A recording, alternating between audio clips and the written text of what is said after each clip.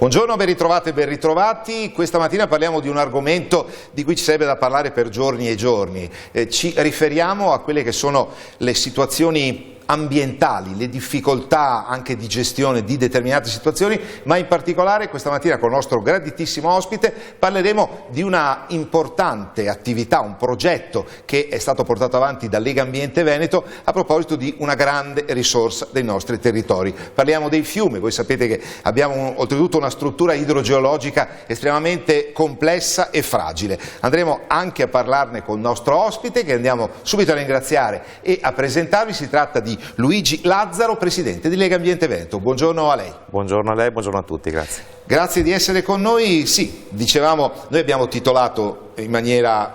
abbastanza generica Operazione Fiumi. Operazione Fiumi è stato il nome di un vostro progetto,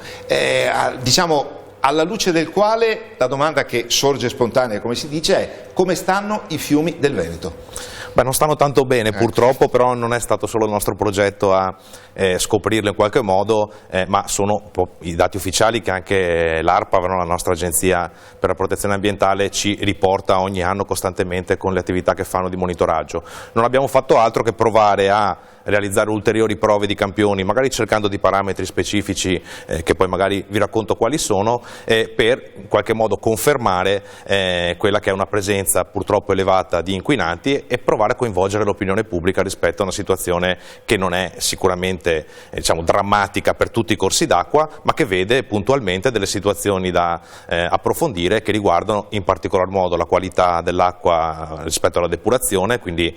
alla scarsità di depurazione o alla presenza di tanti batteri fecali all'interno di queste acque, che pur non essendo i nostri fiumi balneabili per legge, portano, se noi andassimo a vedere quel parametro che poi è un po' l'immaginifico che possiamo avere tutti come cittadini, quelli di sperare di tornare a poterci bagnare nei fiumi come magari si faceva nel passato, se andassimo a vedere quel parametro dei 50 punti che abbiamo campionato su 12 corsi d'acqua del Veneto, che sono chiaramente una piccola parte, sono fiumi principali e alcuni altri corsi, abbiamo trovato il 54% dei campioni col valore oltre la soglia prevista, per la buona qualità delle acque, che è di 1000 microgrammi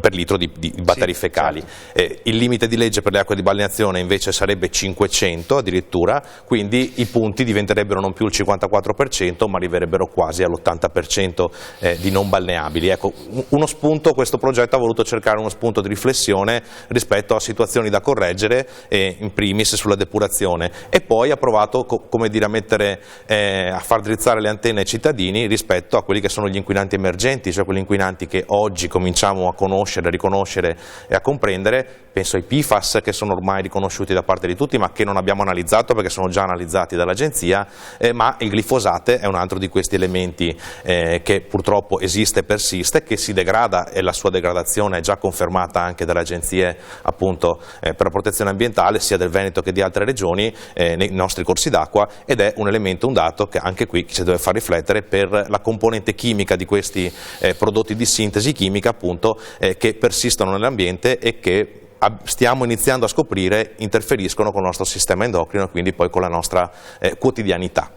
Sì, appunto, ecco, diciamo che potremmo chiudere qua la trasmissione e dire: ve ne abbiamo già raccontate abbastanza, siamo solo all'inizio, proprio perché ci sono anche le conseguenze per l'organismo nostro, cioè siamo noi che veniamo messi a repentaglio, ecco, per usare un'espressione, da questo tipo di situazione. Sì, lei giustamente parlava di fiumi, e in Veneto non c'è solo Po, Adige e Piave, sono quelli ovviamente che tutti conoscono, c'è anche il Sile, ci sono moltissimi altri corsi d'acqua, per cui c'è anche una struttura molto complessa quella regionale dal punto di vista proprio dei corsi d'acqua in generale. Però le vorremmo anche fare una domanda di questo tipo. Prima dell'apertura della trasmissione si parlava con Luigi Lazzaro di Lega Ambiente, di questa bella realtà. Lei è diventato proprio presidente, in un anno significativo, perché nel 2010 era stato il primo anno in cui l'opinione pubblica si era accorta che siamo estremamente fragili, con la famosa alluvione, ricordiamo ancora le strade di Vicenza ridotte a canali, cioè veramente qualcosa di spaventoso. Peccato che ce ne siamo solo accorti, non quando il danno era già fatto, ma quasi. Certo, lì c'è un altro tema importante, che è quello della gestione poi dei corsi d'acqua, del loro sedime, del loro alveo, della vegetazione riparia che su questi cresce. E devo dire che negli anni ne abbiamo fatta di strada rispetto alla tutela sul rischio idraulico con tanti interventi. Purtroppo sono tutti interventi che vanno a cercare di limitare il danno quando questo sta avvenendo, quindi le alluvioni con le vasche di espansione, la cementificazione degli alvei per garantire maggiore sicurezza ai centri abitati, tutti interventi che vanno a tappare un buco che è quello della gestione preventiva purtroppo che è mancata e della rinaturalizzazione dei corsi d'acqua che è indispensabile. Lei dice bene che il Veneto è una terra, certo non ci sono solo i grandi fiumi che tutti conosciamo, ma ci sono anche molti canali artificiali, anzi direi che il Veneto ha una composizione di canali artificiali realizzati per le bonifiche per favorire la vita, l'agricoltura e lo sviluppo di questi territori, e quindi un sistema complesso anche di gestione di queste acque, fiumi di risorgiva oppure diciamo altre situazioni particolari di gestione del territorio legata all'uso di queste acque, ad esempio di acque affioranti dove abbiamo falde molto superficiali che anche queste contribuiscono, influiscono nella gestione poi e nell'utilizzo di queste acque. Se noi andiamo da un lato a peggiorarne le condizioni di permanenza e quindi velocizziamo con opere infrastrutturali, cementificazioni, velocizziamo lo scorrere di queste acque che ci libera dal problema idraulico, però riversa nel mare tutto quello, perché adesso qualche anno fa, diciamo, quando abbiamo pensato a questo progetto abbiamo utilizzato una filastrocca di Gianni Rodari che è molto, molto carina, che dice tutti i fiumi al mare vanno, incontrandosi che diranno, ecco, non diranno granché rispetto al loro stato di salute, proprio perché tutti convogliano sostanze inquinanti che poi vanno nei nostri mari e tutti conosciamo la fine, diciamo, di queste sostanze che rientrano nel ciclo produttivo attraverso ad esempio la pesca, e quindi andiamo anche a riconsumare questi inquinanti che sono contenuti poi nei pesci, ed è evidente che anche qui vengono in aiuto le ricerche e il lavoro che fanno le agenzie per la protezione ambientale, che se in mare troviamo oggi quantità importanti di microplastiche, quindi di degradazione della plastica, che è un altro grande inquinante emergente, ecco, insomma, non dobbiamo considerare la plastica una cosa diversa da un inquinante, le microplastiche, la degradazione della plastica diventa un inquinante molto pericoloso, peraltro in combinata abbastanza diciamo piacevole per loro a braccetto con i perforati alchilici, con i PFAS, perché i perforati sono impermeabilizzanti per le plastiche, in particolare per i tessuti che poi si degradano e diventano quelle microparticelle che troviamo nei fiumi, perché le trovano le agenzie e che troviamo poi nel mare. Ecco, una riflessione che tutti dovremmo fare rispetto agli interventi urgenti da fare, che non sono solo quelli della sicurezza idraulica, ma devono essere anche quelli di una rinaturalizzazione dei corsi d'acqua, permettendo una gestione migliore e, aggiungo, una vivibilità dei corsi d'acqua e delle loro sponde più come dire, attenta, perché con la pandemia, se c'è qualcosa che abbiamo non imparato ma riconosciuto, è che i cittadini hanno voglia e bisogno di frequentare il loro territorio, di stare all'aria aperta, di stare in posti che siano sani dal punto di vista della qualità ambientale e che possiamo tutti godere di un patrimonio che non è a mero scopo, diciamo, né di scarica o discarica delle nostre vizi e virtù, ma che sia anche un luogo, diciamo, dove si possa ragionare, costruire socialità, che ne abbiamo molto bisogno e abbiamo voglia di farlo all'aria aperta, lo stiamo scoprendo con questa pandemia. No, lei parla bene, cioè fiumi, abbiamo degli scorci bellissimi, pensiamo al Brenta, pensiamo al Piave, ci sono dei siti che sono meravigliosi dal punto di vista proprio anche della frequentazione, anche del godimento, ecco, dell'ambiente. Poi corsi d'acqua minori interni, penso al Dese, che è uno dei fiumi nei quali abbiamo trovato importanti quantità ad esempio di glifosate, quindi un allarme importante per qualità di quel corso d'acqua, piuttosto che il Sile, altro fiume in difficoltà dal punto di vista della depurazione. A Treviso purtroppo ancora la depurazione in città non è a un livello di efficienza sufficiente a garantirci questi ragionamenti. Ricorderei anche che sui fiumi, cioè per dire un'ultima cosa, diciamo, sui fiumi, entra in vigore quest'anno ufficialmente il famoso deflusso ecologico, quindi una variazione rispetto al calcolo, senza scendere nei dettagli, di quanta acqua deve restare nei nostri fiumi, e questo sta comportando, diciamo, una grande riflessione all'interno del mondo agricolo, dei consumatori di energia, in primis le aziende che producono ad esempio energia idroelettrica utilizzando l'acqua piuttosto che gli usi industriali. Questo significa che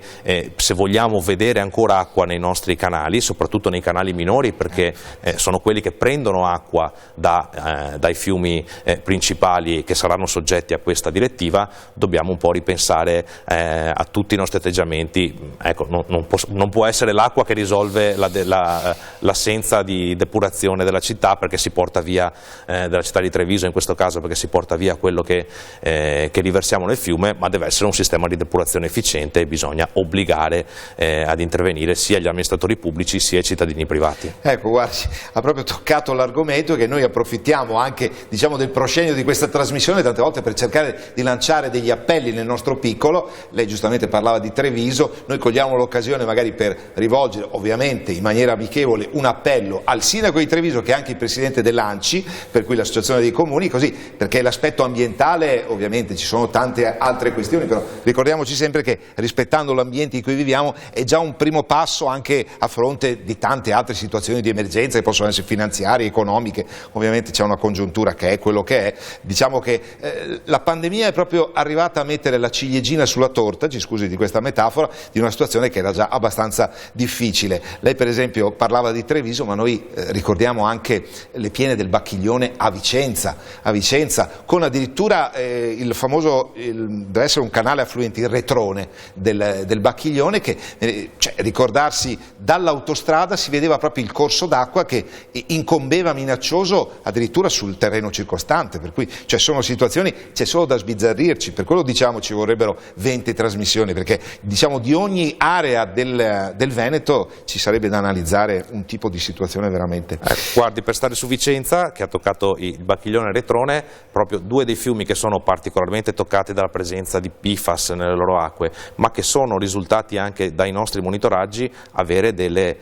diciamo dei picchi di presenza di batteri fecali e quindi di mancata depurazione addirittura 200 volte superiori a quel limite di 1000 che le citavo prima. Ecco, sono situazioni che devono essere analizzate con forza, non possiamo continuare, diciamo, a sapere che esistono e pensare che qualcuno interverrà, altrimenti ci ritroveremo, come sta succedendo in queste settimane con la transizione ecologica e la transizione energetica. Da un anno fa che sembrava avviata ormai la strada del nostro paese, di tutta l'Europa, verso un piano di resilienza e di ripresa che mettesse al centro le rinnovabili e l'uscita dal dominio delle fonti fossili, mentre in questi giorni stiamo assistendo a un dibattito che ci parla ancora di gas da estrarre nei nostri mari o nelle nostre coste. Ecco, per il Veneto forse sarà bene ricordarci la grande opposizione che venne fatta nel passato anche e in particolare dagli ambientalisti per chiedere di fermare ad esempio l'estrazione di gas metano, che provoca subsidenza del territorio e quindi fa sprofondare le nostre terre, piuttosto che la battaglia per la chiusura della centrale a carbone di Porto Tolle, insomma, che è stata una battaglia durata tanti anni, che ha portato alla chiusura di un'area all'interno di un parco naturale che può avere invece una valorizzazione diversa. Ecco, questi sono elementi che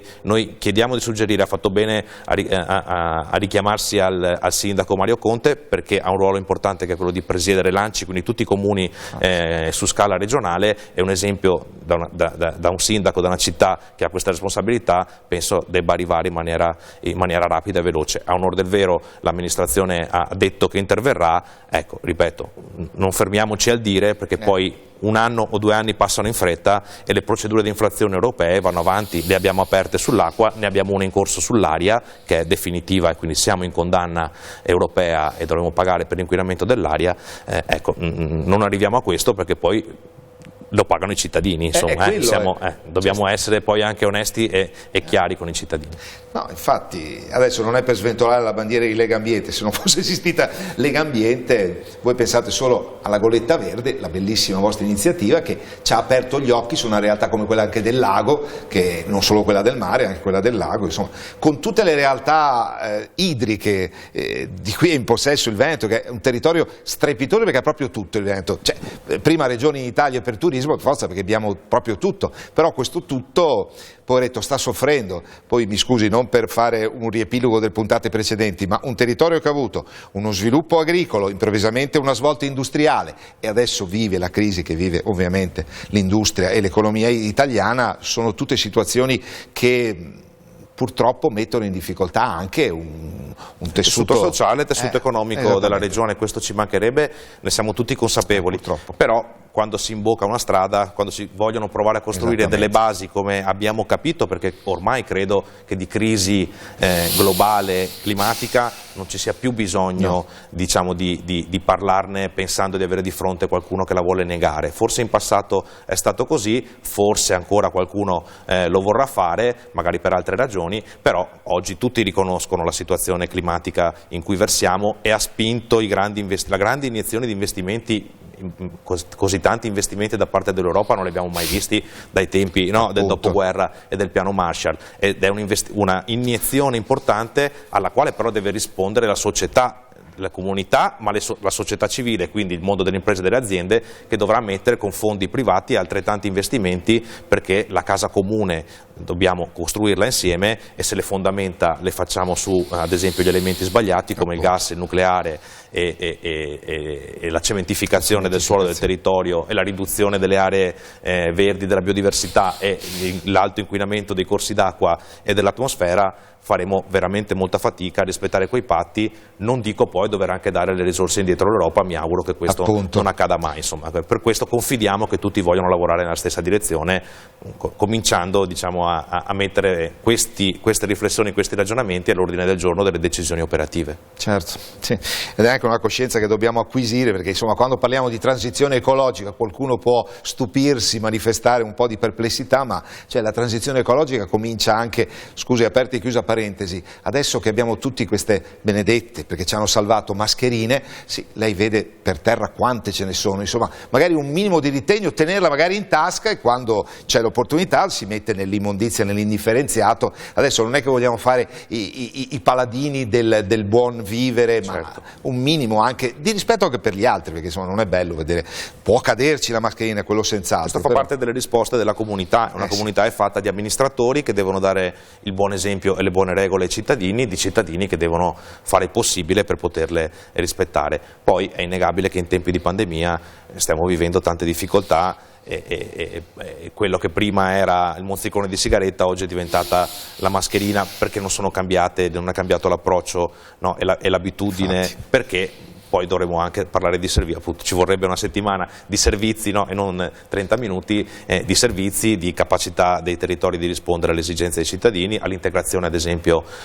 anche tra diciamo, persone che vengono da provenienze differenti, che a volte dimentichiamo o mettiamo da parte, ma che vivono la quotidianità insieme a noi, certo, e devono con noi capire le regole da rispettare. Ecco, sono tanti elementi da mettere insieme, su cui, ripeto, serve un colpo di reni prima di tutto da parte degli amministratori, quelli che hanno dei ruoli più importanti, e poi chiaramente del mondo delle imprese, perché se vogliamo raggiungere quegli obiettivi climatici di diciamo, di non far salire la temperatura oltre il 1,5 gradi, serve un impegno che non può essere solo quello dell'ente pubblico, ma deve essere quello di tutti, comprese e soprattutto delle imprese, che devono direzionare il loro sviluppo verso la neutralità ad esempio delle emissioni climalteranti, verso l'impegno per il mantenimento o recupero del suolo e della biodiversità. Ecco, tante azioni che oggi esistono ma che ancora trovano purtroppo molte resistenze, e in qualche modo ecco, richiamano a questo fenomeno NIMBY che spesso ci mettiamo in bocca, ma che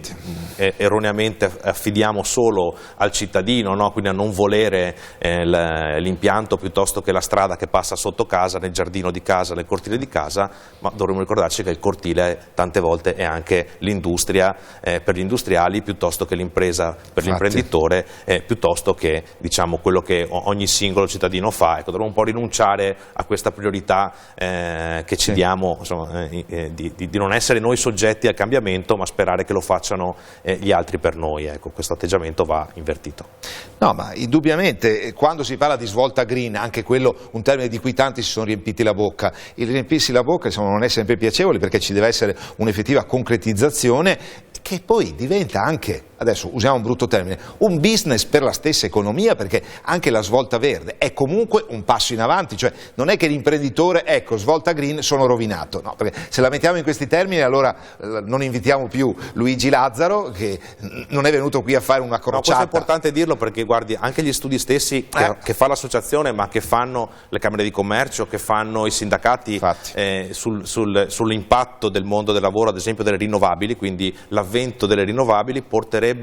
centinaia di migliaia di posti di lavoro in più di quanto non porta un posto di lavoro, diciamo, in una centrale termoelettrica a gas piuttosto che a carbone o olio combustibile. Ecco, quindi questo bisogna continuare a dirlo, saperlo raccontare alle persone e saper anche aiutare, portare queste aziende a convertire la loro attività, perché altrimenti si rimarrà sul voler mantenere il cortile e, come stiamo vedendo oggi, un paese che pensa di poter riprendere l'estrazione di gas metano, come dicevo prima, piuttosto in mare, piuttosto che in terraferma, piuttosto che rimettere in discussione di nuovo un'ipotesi di impianti di energia nucleare che abbiamo già affrontato e che mi ricorda l'anno della mia elezione, perché il 2011, quindi poco dopo quel 2010, diciamo fine 2010, con quegli avvenimenti dell'alluvione, che ha segnato, penso nuovamente dopo l'86 e l'87 il referendum, la nostra, diciamo, volontà di popolo italiano, che è quella di non avere a che fare con qualcosa che di sicuro, diciamo, non ha niente, ha solo il fatto che ancora non è stato inventato il modo sicuro di farla. Tutta la disponibilità a ragionare sulla ricerca e su, diciamo, la fusione dell'atomo, che sono ormai una ricerca che speriamo riesca a portare frutti e non va assolutamente dimenticata e mollata, ma sulla fissione, quindi su quel modo di produrre energia che abbiamo visto fino ad oggi, non ce l'abbiamo. Non possiamo pensare che sia quello l'investimento per il futuro, o almeno non dobbiamo farlo oggi, impedendo alle rinnovabili di svilupparsi. Sviluppiamo le rinnovabili, cerchiamo di raggiungere gli obiettivi. Pensi, se noi riuscissimo a sbloccare gli impianti solo previsti, diciamo, che di eolico piuttosto che di fotovoltaico, che ci sono nel Paese in autorizzazione in questo momento, probabilmente raggiungeremo già quegli obiettivi di riduzione, di aumento del 70% della produzione di fonti rinnovabili. Ecco, solo sbloccando quello che c'è già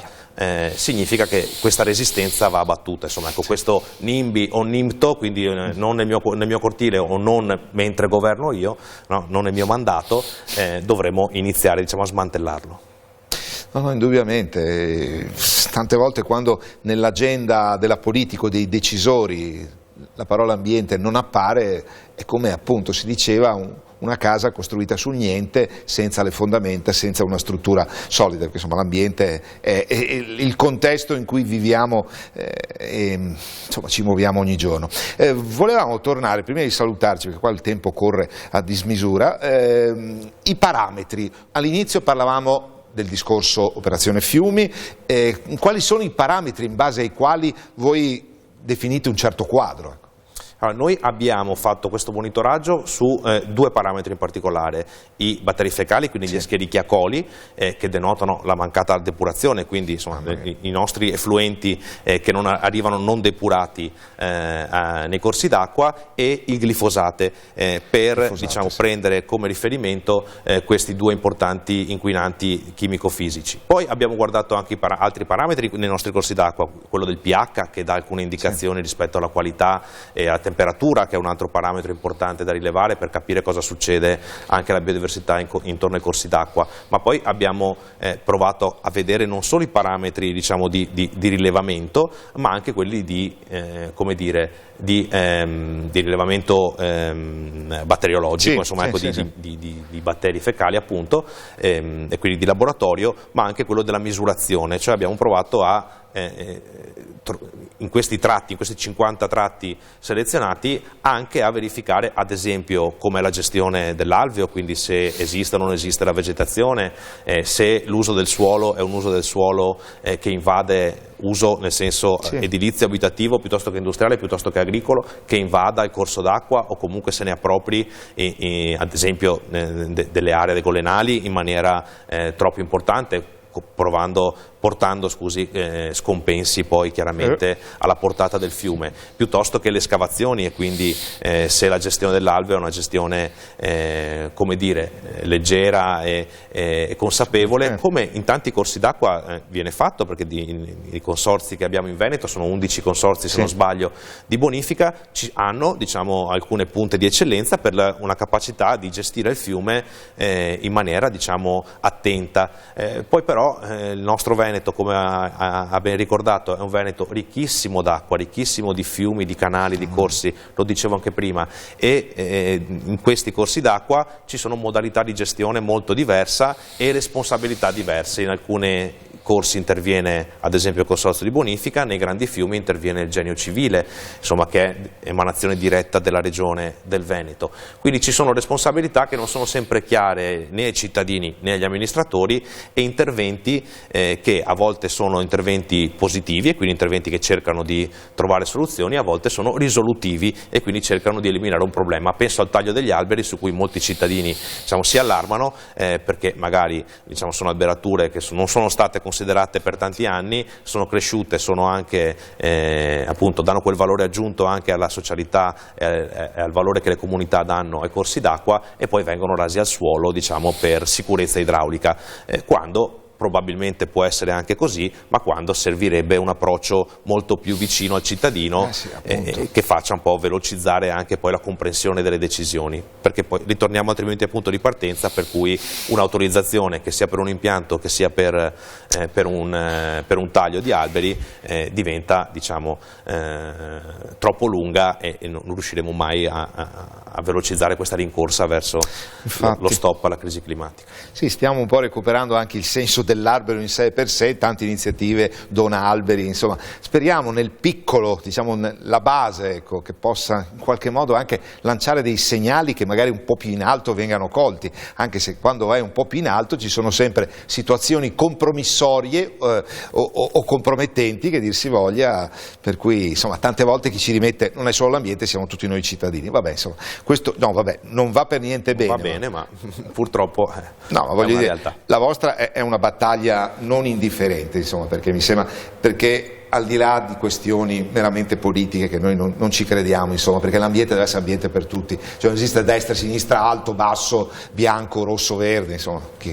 mi scusi, verrebbe da usare delle espressioni anche abbastanza po' di rifiuto di questo tipo di atteggiamento, cioè l'altra forza politica tale ha fatto dell'ambiente il proprio... No, non è che ci sia la forza politica. Ma, guardi, lo dico sinceramente, è un'idea un po' novecentesca che svilisce il ruolo dell'ecologismo, dell'ambientalismo, e svilisce anche, diciamo, le scelte complessive, ripeto, che sono già state prese e su cui tutti ci stiamo impegnando, perché è innegabile che tutti, compreso chi delle istituzioni magari può prendere strade sbagliate o decisioni che poi si rivelano, diciamo, non utili o inconcludenti per alcuni aspetti, purtroppo esistono e ci sono, però è vero che ormai è chiaro a tutti qual è la direzione e cosa dobbiamo fare per salvare, diciamo, noi stessi, oltre che il pianeta e le generazioni future, ed è una corsa contro il tempo, dobbiamo accelerare, e per farlo non possiamo certo divaricare quelle che sono le divergenze usando l'ambiente e l'ecologia come elemento di divisione, anzi deve essere l'unico elemento su cui far convergere una discussione competente e seria, coerente, noi chiediamo, e coraggiosa rispetto alle scelte che si devono mettere in campo. Sì, mi scusi, perché se il mondo va in malora, va in malora, la destra, la sinistra, il centro, l'altro, andiamo tutti in malore, insomma, per cui, vabbè, se volete sono considerazioni di un certo qualunquismo, ma che poi magari così qualunquiste non sono. Un'ultima riflessione che le chiediamo proprio diciamo, al termine di questa nostra trasmissione, c'è anche l'aspetto aria. Si è cominciato con le domeniche ecologiche, servono o non servono, lei direbbe... Ci rivediamo in una prossima puntata. Insomma, una sì, forse è meglio, ma lo accennavo prima, sul tema dell'aria, noi, il Veneto, insieme alle altre regioni della pianura padana, è in multa europea, cioè noi siamo condannati a pagare una multa all'Europa perché non abbiamo saputo evitare, diciamo, una qualità dell'aria non buona secondo i limiti previsti dalla legge, diciamo, quindi i limiti legislativi. Parentesi, è bene dirlo, che sono comunque molto superiori a quelli che l'OMS indica come valori invece da rispettare per la salute, per tutelare la salute delle persone. Detto questo, le domeniche ecologiche, piuttosto che gli altri provvedimenti, sono una ricaduta di un obbligo ed è un po' come quello che dicevo prima su dover intervenire sui fiumi solo a posteriori per reggimentare le acque e non per invece prevenire. Sull'aria ci auguriamo che si voglia iniziare a prevenire, quindi a intervenire in maniera più seria. Sicuramente le domeniche ecologiche, che sono un obbligo ma che è bene fare, piuttosto che gli altri strumenti previsti, speriamo vengano implementati, oliati implementati, perché dai controlli che spesso non sono così diciamo presenti nei comuni che applicano la direttiva poi che vale per tutti i comuni della Regione Veneto, piuttosto che il controllo sulle emissioni, quindi il controllo dei motori e quindi di chi circola, piuttosto che di chi utilizza una caldaia a biomassa quello, certo. Di un certo tipo piuttosto che un altro, piuttosto dello spargimento dei fanghi in agricoltura in questo periodo, che è vietato e che magari invece può avvenire lo stesso. I controlli su questo oggi non sono chiari, non sono molto presenti. Speriamo venga oliato un meccanismo di controllo e di verifica e che in qualche modo queste azioni quantomeno ci facciano rientrare dalla multa, non farci pagare quei circa 3 miliardi, quasi 500 milioni all'anno per quanto riguarda il Veneto, più o meno queste sono le stime fatte dalla Regione del Veneto stessa, forse anche 600 milioni che poi dovremo pagare noi. Noi ringraziamo Luigi Lazzaro, che ascolteremo per ore, diciamo fine della prima parte della nostra conversazione, augurandosi appunto con Luigi Lazzaro di affrontare questi argomenti magari in termini un po' migliorativi. In futuro noi lo ringraziamo di essere stato con noi e auguriamo buon lavoro. Grazie a voi, buona serata. Grazie a Luigi Lazzaro, Presidente di Lega Ambiente Veneto, a voi per averci seguito. L'appuntamento è per i prossimi momenti informativi con 7 in punto. Arrivederci.